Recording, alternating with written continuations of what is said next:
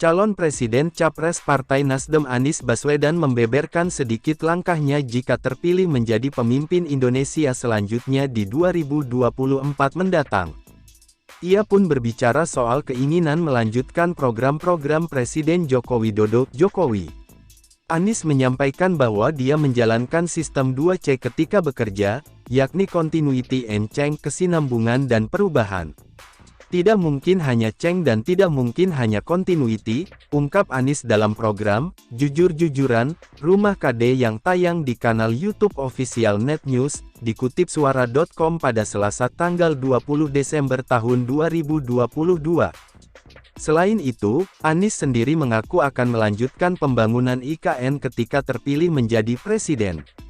Akan tetapi, dia akan meneruskan pembangunan ibu kota negara asalkan hal tersebut masih tertera dalam undang-undang yang berlaku. Jadi itu ada undang-undangnya soal IKN.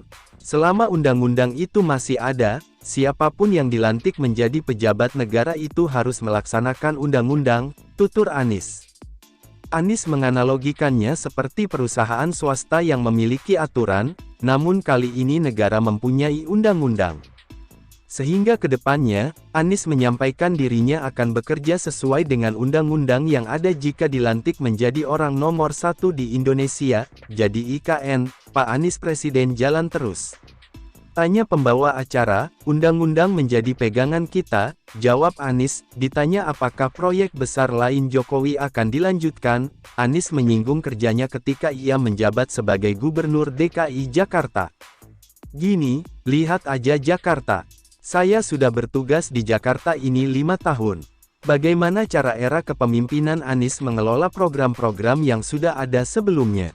Dari situlah akan bisa dilihat, kata Anies.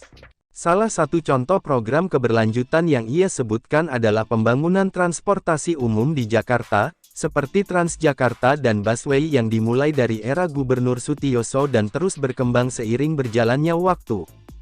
Ketika di era saya, ya saya teruskan dengan cara apa?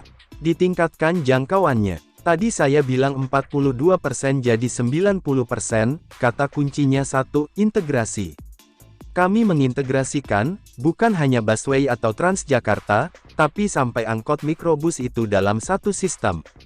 Namanya sistem Jaklingko, jelas Anies. Jadi bagaimana menurut Anda? Suara.com